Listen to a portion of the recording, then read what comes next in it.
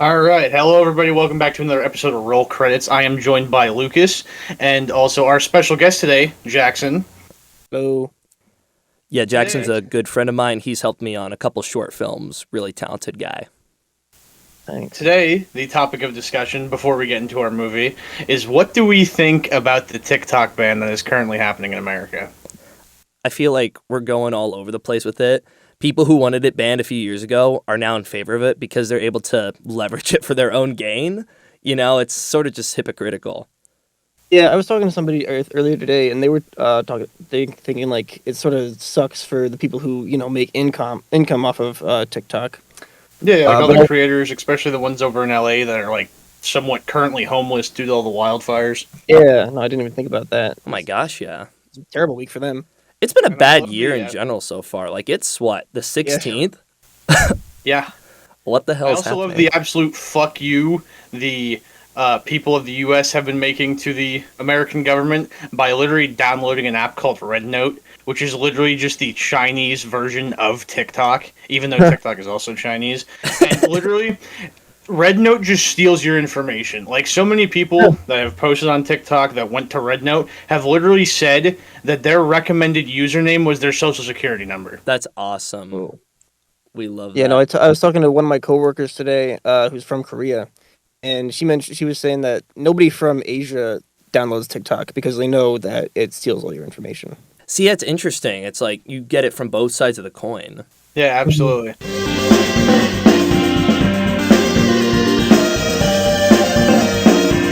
Well, might as well kick this off. The movie we are reviewing this week is a 1968 film called 2001: A Space Odyssey. Lucas, take it away. Yeah, so I had my friend Jackson guest on this episode because we were talking the other day, and he says he loves 2001. It's one of his favorite movies, and I have never seen it. I feel like this is one of the reasons why I started this podcast, because there's a lot of really cool movies that I just haven't had the opportunity to watch. And I knew a good amount of, the iconic scenes, especially the Dawn of Man sequence that opens up the film. I feel like the beginning with where we start as humans and seeing the monolith interact with it, it's just an iconic scene. Oh, for sure. Absolutely. Yeah. Oh my God. They actually, fun fact, Stanley Kubrick, director, there was like a guy who did a score for the movie. Like he did a whole soundtrack, and then Kubrick in post production decided, I'm just going to use classical music, and then didn't tell the guy. And then Wow. when he watched the Wow. movie and none of his music was used, he was like, what the fuck? Oh my gosh, did he get paid at least? I hope so. I'm sure he did. I hope he did. I wouldn't be surprised We'll if get it's very back on Kubrick. that one. Yeah, we'll check our people. I Yeah. love the classical music. The opening sequence is just iconic. It's been parodied to death. Absolutely. It's Mhm. I don't know about you guys, the monolith music. It's one of the just Oh my most God. is that original? Is that based off an existing piece? No, I don't think it is. But yeah, like that I've said it before and people give me weird looks, but I think the monolith accompanied with its music is scarier than most movie monsters. Like it just gives me the creeps, you know? I could see No, that. I can agree with that. This movie, especially in like the last 5 minutes and the first 20, were just like so eerily creepy to me, and it honestly kind of gave me a better reception of the film because I didn't really know like where I was going to put this before probably the last 45 minutes, and it just went off the rails. Yeah. There's not really like I like to I sort of give whenever somebody sees it for the first time. I didn't know you hadn't seen it before, Lucas. I would have. I haven't seen it before either. This is a first watch for me as well. You're talking to two Well, maybe newbies it's- here. Yeah, maybe it's good that I didn't then give you like a preface because I've talked to some people about this movie and I do give them like a warning that it's not your typical like traditional plot structured movie. Like I tell them it's not. There's not really a story to follow. Yeah. There it's is kind of there is an anthology. idea to follow, and it's more of an experience than it is like something that you actively. I want to say Do that in you your, don't like, that you day-to-day take part life. in. Yeah, you get carried away by because you do have to like think about it. You do have to like it does invite you to think about it, and there is obviously like a lot to think about because it's so ambiguous. Yeah. But I yeah, feel when like I showed my brother this movie, I was like, it's not. It's not. It's not a movie. It's not one of those movies. There's really nothing else like it. I don't think. a big reason why, a big part of my perception of the narrative in this film is based off of exists in analyses that people have posted to social media. For instance, the cut between the bone being thrown in the air to the spaceship being posted, just flying through the space. I saw that on Twitter, and it was whoever posted it said, this is one of the most brilliant displays of how we've evolved as people. And I would have never gotten that if I didn't see that. I feel like the commentary is just as interesting as the movie. Absolutely. Yeah. There's a lot of I love looking at analysis. I've watched a couple. I've gone on deep dives with this movie because I think about it a lot. But to like expand on that cut, that very same cut, like the bone transitioning to the ship. It's actually like if you look closely, it's a like a nuclear warhead in space. Ooh. And so it transitions from like human beings' first weapon to like their most advanced weaponry. Reflects on like the way as our technology has grown, so has our destructive capabilities. I love that. Absolutely. And I've also got to agree with Marsh. The first time I saw the monolith scene, it actually wasn't this year. It was years ago. I don't know where I saw it, but it did freak me out. But I think that's the beauty of this film because it's a film about life. It's about the human existence, and life is kind of terrifying. Mm-hmm. It's bad my first experience, like, seeing this film, not even, like, in this light. My first understanding of, like, seeing a reference to this movie was Family Guy. That's the third movie. That's the third movie on this list. This is the third movie on this list. It's bad. Family Guy's got a bad repertoire for making references to this podcast. Well, that's just our cultural reference point.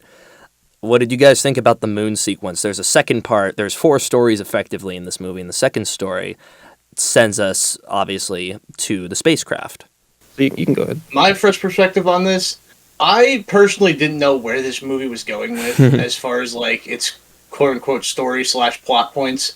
And for it to just kind of go into an absolute utter spiral with a way in how we can represent AI in the year 2001 and also compare it to what AI is now to us in this current day and age, I think it's crazy that they were able to put something like this in a 1968 film and for things like that to almost exist in this current day and age. I just think that is absolutely insane.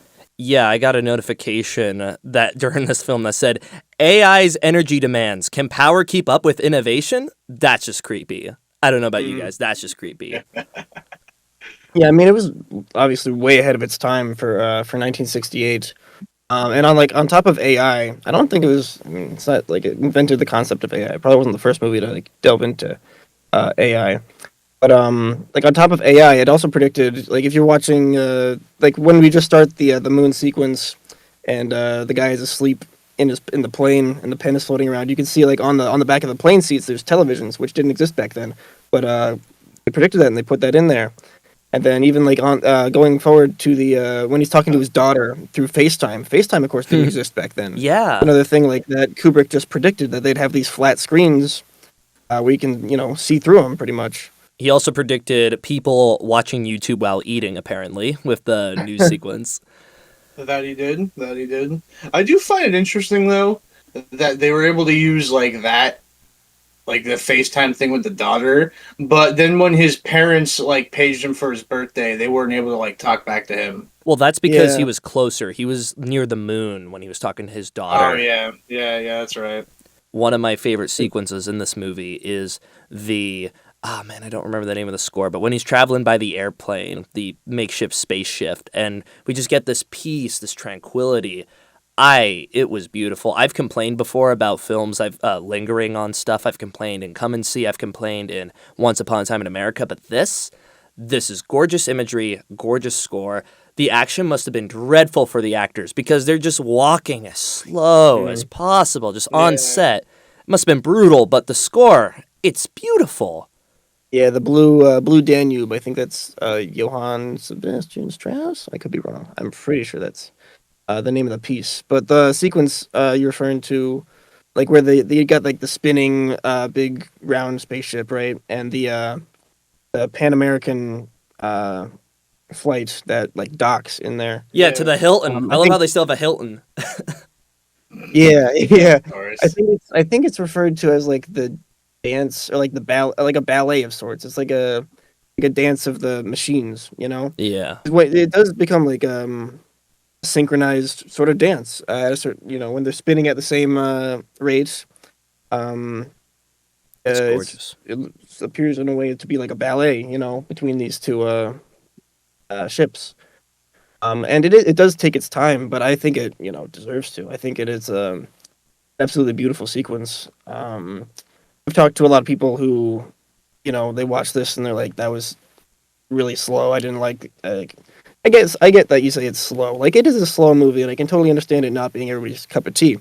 But I don't think it is. I'll say it's slow, but I do not think that it is boring. I agree. No, no. From the movies so far that me and Lucas have watched, with how like some movies will drag out scenes, I know this kind of did it to where it didn't drag out the scene nearly as much as other projects have, but the score and everything else going on in the scene kind of helped it push along while there being like. Personally, I don't even think this movie has like 600 words of dialogue, in my opinion.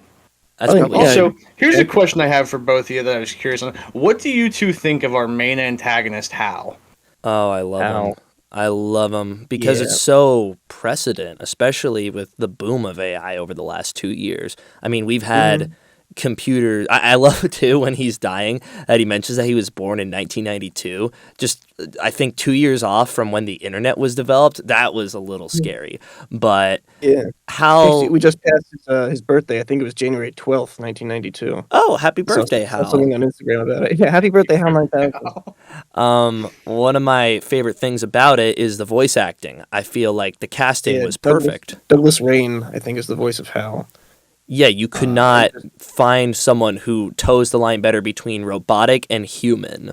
Yeah, Absolutely. and they mention it like when they're doing like the interview. When they're watching the interview they did with the news people, and they interview Hal, and the news caster goes like, "I sense a sort of pride when he spoke, despite him being a robot." But you totally get like he's also when I rewatched it today, he said they're interrogating him like, "How do you?" What would you attribute this discrepancy between you and the other 9000 computer to? And he's like, well, it's human error. And you can sense, like, even though he's, like, so cold and detached, he's a little sassy, too. Like, he's like, He's starting to develop a brain a little bit more. of course, I'm, like, fearful to an extent of AI. At the same time, if I could have, like, an R2D2 companion to, like, hang Yeah. out with, I would love that. I would love a little dude to just, like, he'd say some beeps at me, and I'd vibe with that guy so much. Hell yeah. I love that. What did you think about Hal Marsh? What did I think about Hal? I think that this villain is arguably one of the better ones just for how cold-blooded he is. I mean, obviously he's an artificial intelligence. Like, he doesn't know emotions compared to humans. That's why he's always talking about human error. And in my opinion, compared to a lot of the villains that I kind of put up at the top, like your Darth Vader, your Joker, like your staples. I think this dude for a one stint act really makes a case for a top 10 villain of all time in movies. I agree. He's super He's influential, iconic for sure. especially as technology's become more pervasive in our communities. One of the things I might have probably heard this in an analysis somewhere, but how the story starts, with the dawn of man and the discovery of tools as weapons, and then it gets to the point where the tools that they use, AI, overcome man. So there's sort of that. big circle. Yeah, exactly. Like it reflects on that dynamic between humanity and our willingness to destroy or our technology gonna bite us in the ass. Or- So I'll Yeah, never buy an absolutely. Alexa.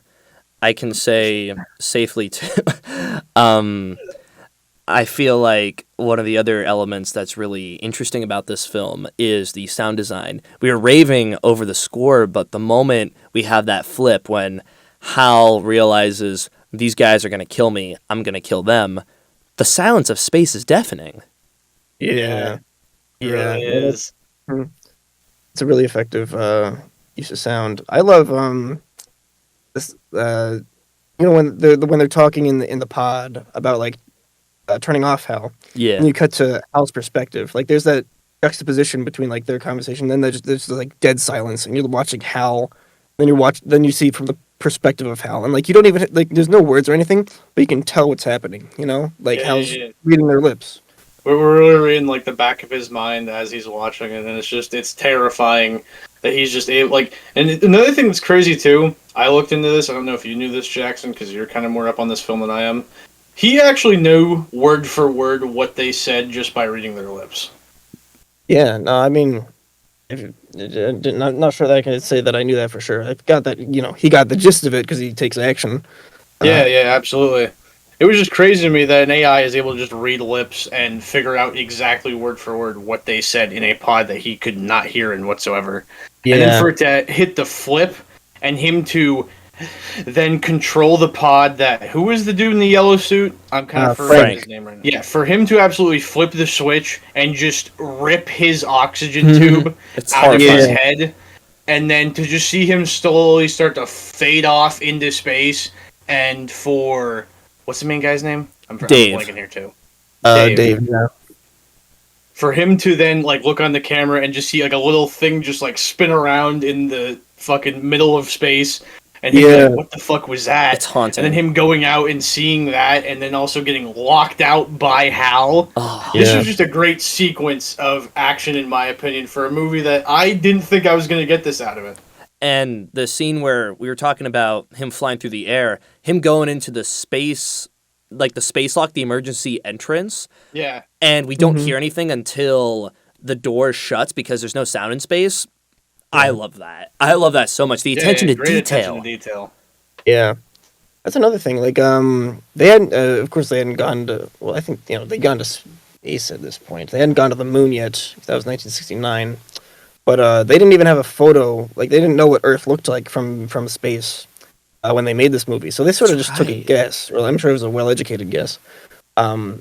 It's sort of surprising how kind of close they were, Like, it's obviously dated, like, with its special effects. Yeah. But not that much, For a Not movie from much. 1968, it doesn't take you out of it, No, the the technology for the time to create that is absolutely impeccable. the only time I felt the film was dated was when we returned to Earth and he had that filter when he's, beyond Jupiter, when we see the mountains flying over the mountains and the rocks and there's like a color tint on it. Aside from that, this film is Yeah. still gorgeous over 50 years later. It's incredible. Another sort of visual parallel I noticed is that Hal... Well, first off, shout out to the perspective of Hal being a fisheye lens. I feel like we don't really notice that. We take that sort of for granted, but I feel like this film definitely was one of the first to really pioneer it. That's just an educated guess. But also, when we look at Hal looking into the red sphere, it reminds me a lot of the sun and the monolith shots. Did you guys get that impression? I can't I say didn't that really get made that as much, connection. but That's I can interesting. definitely see it to the same degree. Yeah, yeah, for sure. I like to think about how these days you can look up. I mean, you got AI can generate any image you want. But like even 5 years ago, you could look up some cool stuff on the internet, or like you could see something like this kind of anywhere. But back in 1968, the only place you could go to see like outer space or like experience something surreal like this was in a movie theater. That's right. And going to see something like this in 1968 before there was ever like looking up cool stuff on the internet. It would just I think it must have blown people's minds, right? Oh my Absolutely, gosh. No wonder it's one of the greatest films of all time. Mhm. What did you think of the This- last sequence when he was flying through space? I thought that was so weird to me. I felt like I straight up felt like I was on an acid trip. Yeah. No word of a lie. Like it had me creeped out to the point to where like I was almost like in my head watching it while having like my hands in front of me like peering over the fucking curb, just kind of like watching in at it, and it just felt so off to me, and it really sold the point to where how like people during that time frame. When's this movie set in? Is this movie actually set in 2001? So yeah. All right. For it to be this eerie and this creepy, I just thought it was absolutely breathtaking for all the different aspects that I could go on about. But I'm going to let you two talk a little bit. Yeah, I mean, I like to say I think almost every, if not every single shot in this movie could be like a painting. It It's is. just so perfectly composed. and there's the colors like you pick a point. Like I'd love to like I could just look. Like, I think that's why it takes its time so much. Is once you to like admire the beauty of the Oh my composition gosh, and the yeah. shot, and in a way that only film can, because it's also a move. It's a motion picture, you know. The moon with the monolith, that wide shot. We're on that for what, 30, Yeah. 40 seconds? That's breathtaking.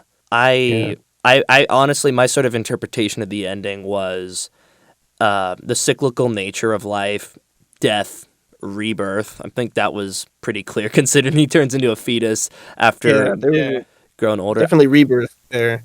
I'm curious. I love that the Stargate sequence at the end, like with all the colors flying by. Yeah, It's my that's favorite so, part. it's I so look forward to it good. every time. And also, I'm like so every time I watch it, I'm like, is it really like? I feel like it gets longer every time I watch it, because I feel like I know what's coming, and then I watch it again. I'm like, oh, I forgot about this beautiful beat. I don't even know. I don't know how they filmed. I know in theory, like I think the technique is called like slit scan photography, and that's how they got like the colors Yeah. flying away. But then they show a couple shots of like just some gooey amorphous substance floating through space, and I don't know how they did that. You probably had to I- mess with like the actual physical film somehow. Probably. Yeah, definitely.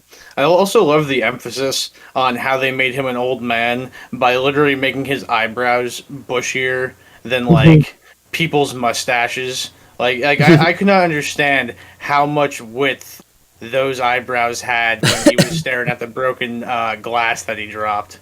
Also, here's a question I have for you, and this is also what I want to be the poll, Lucas.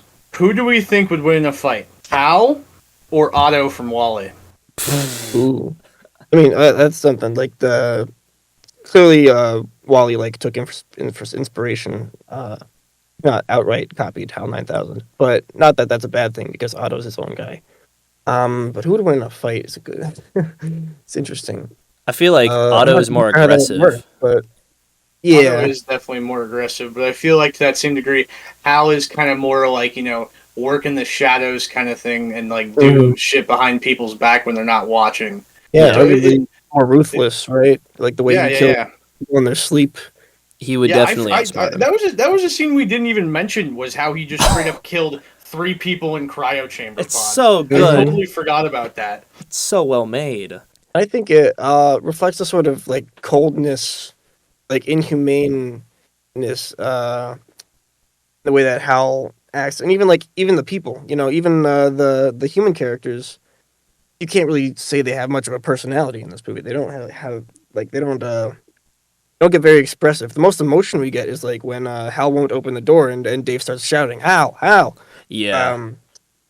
But like that's it. Like other than that, all the dialogue is pretty flat. Like they're just saying, like it's almost like They're just they having, were like, they basic were directed. conversations. Yeah, it's almost like they were directed to like have no emotion when they talk. Back on the moon with Dr. Floyd, he said was so diplomatic and so like uh robotic. Like the people were sort of robots in a Yeah. way. Yeah, You just know, like So our current day presidents when they read off of what's the hell's the thing? What the hell's like Teleprompter. the little teleprompter. That's what it felt like a lot of them were reading off of. yeah, Yeah. in a big way. I'm curious. My last point. I'm just fascinated by the monolith. I'm fascinated by the twist with the monolith. What do you think the monolith represents when you see it? What does that mean to you? Personally, I think that represents death. No, I mean I can't. I wish I had like a nailed down answer.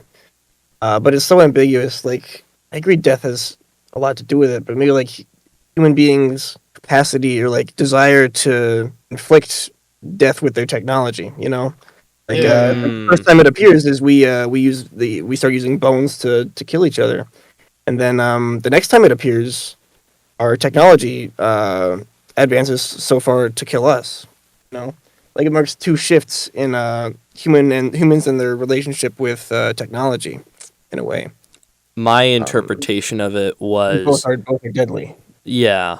My interpretation was the idea of a greater, higher power, a divine intervention, because you see the apes freak out at the sight of something so unnatural, unlike anything else they've seen. And then the next shot, we never see we don't see as many apes in the next shot, and I was sort of the impression of, oh, were they just raptured? Did the good apes go away with this god? Did the bad apes stay? And the bad apes who do stay create tools that lead to mankind's destruction.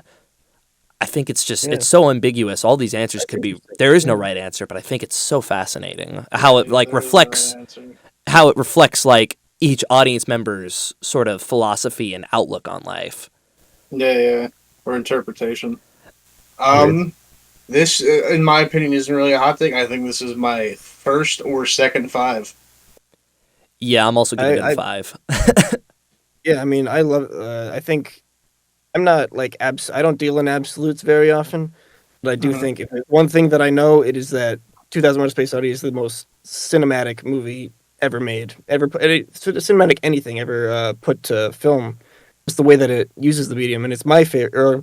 Well, Star Wars is my personal favorite, but 2001 I think is objectively the greatest film ever made, and so of course I give it a 5, or a 10, however that works. 5s across the board. Does that mean we put this at the top of the list, Marsh? Yes, it does. Yes, it does. Oh yeah. All right. Okay, get out of here. No. You've overstayed your welcome. Next week's movie is 2012's The Hunt. I've been hearing about this for months, and I'm excited to check it out. The Hunt. All Wait, right. is that one with Mads Mikkelsen? Now I have to look at the title. Yes, it is. Yes, it is. Okay, I haven't seen it, but I've heard good things. I'm excited but for yeah, it. thank you for having me on. It's been I enjoyed this. Yeah, thanks for coming Absolutely, on. it's We been can't a wait to have pleasure. you back on again. Did you watch Star Wars on this? We will watch Star we Wars. We have episode 4 and episode 5 yet to do, I believe. Oh yeah. Okay. Please invite me back. We'll talk to you in like 2 years. Okay. Yeah, it's pretty bad. And anyone listening, please go follow us on all of our social medias. I believe we have an Instagram and a YouTube. And it's been a pleasure. Peace out. Later. Peace.